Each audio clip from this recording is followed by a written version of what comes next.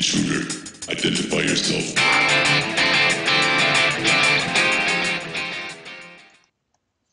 Hello and welcome back. Sorry that I've been away without telling anyone, but I decided to take the holidays off, almost completely from Clash as well. I mostly played half days and I actually put on 3 days worth of shield and didn't log on at all. Decided to live the holidays in the real life.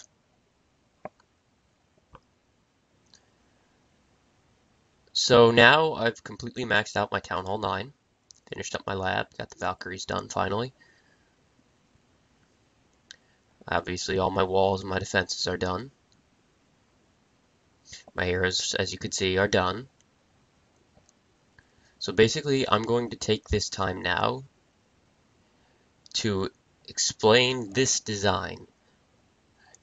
Just a forewarning, this design will only work well if your clan castle is full, preferably with wizards. Otherwise, you will lose, but as a Town Hall 9, this generally keeps my losses to 1 star, and the majority of the time, at least like 6 out of 7 attacks, I actually win on defense. People think it would be an easy 50% and decide that clan castle's too hard to lure. As you can see, you can't be lured even unless they commit to a full attack. And they go in and the clan castle just takes them apart. As you can see, all the point defenses are generally evenly spaced. You got coverage on all of your outside buildings. You got triangulated mortars that generally cover a lot. You got your wizard towers. Air defense are, again, covering. They're missing a little bit of coverage on the sides, but they're overlapping. And each air defense is paired with a seeking air mine to take out any dragon or balloon that would hit the air defense. As you can see, sticking multiple giant bombs together really helps against hogs. Putting them right there with a path over it is very good.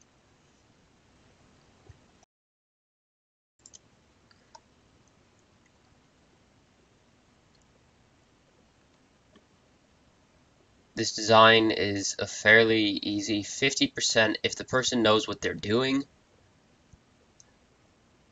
but apparently most people in Master Leagues now have no idea what they're doing.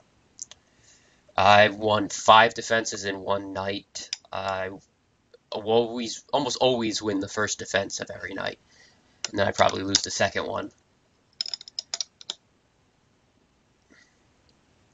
Generally, you see the air bombs next to the upward expos. This will keep minions away from whatever you want to protect. Always keep those air bombs, but don't keep the air bombs completely overlapping. You don't want them both triggering at once or it wastes one of them. You got to keep them a little bit away from each other. Those might even be a tiny bit too close. As you can see, I got the air bombs up top, but they're not as close in as I would like. I would have liked them to get it in the core, but not much I can do. There's no space there in the core. As you can see also my heroes. The Barbarian King's pretty lureable, but I didn't want to have him right next to the Clan Castle and Archer Queen, so they all lure at once from the bottom. Basically, here's a rundown of how hogs would move through my base if deployed in one spot like a novice would. Generally through there, up over that spring trap, up through the core, which is, you don't generally want hogs in your core, but in this case it seems to work. They go across that other spring trap as well, bounce down there, and they go up, not down. Goes up, cross to there. It's the air defense, triggers the Tesla, which takes care of 1 or 2. They triggered the giant bombs. They go up to the archer tower.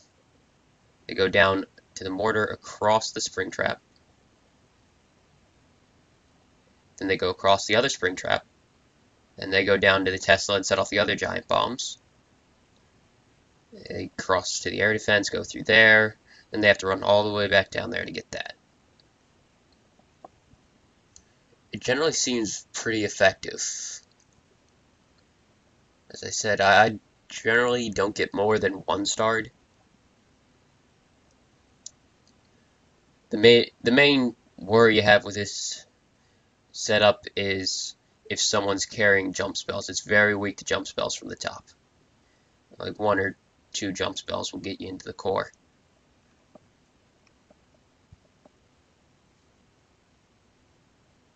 They might hit those traps, but I doubt it. I doubt it would do any good. It would probably just be golems jumping. But basically, for anyone not carrying jumps, this design will really mess with your wall breakers. They'll go for those corners, probably go across for those corners, go for that, and then after that they'll go for the core. That alone is 18 wall breakers worth with level 10 walls.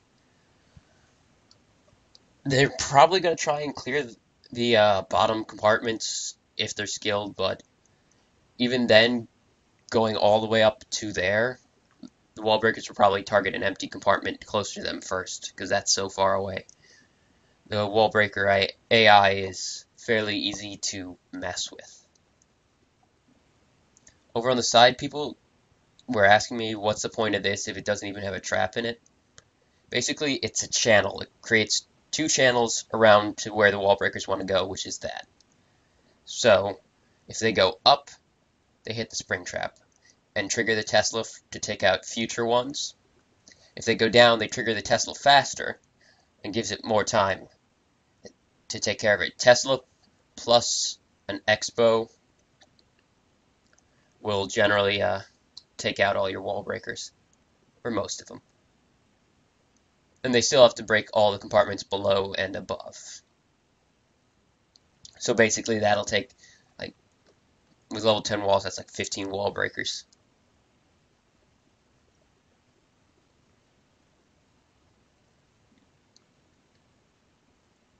This base performs okay against air attacks. I've been 1-starred by balloons. But then I set my expos up, and I definitely can't get 2-starred now. Not by balloons.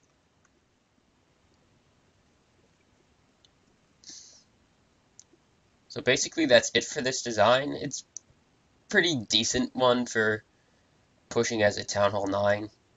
Obviously the resources are completely unprotected.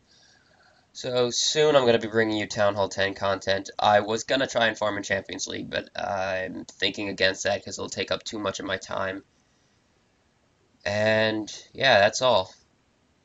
Thanks for watching, and I'll see you next time as a Town Hall 10. Bye.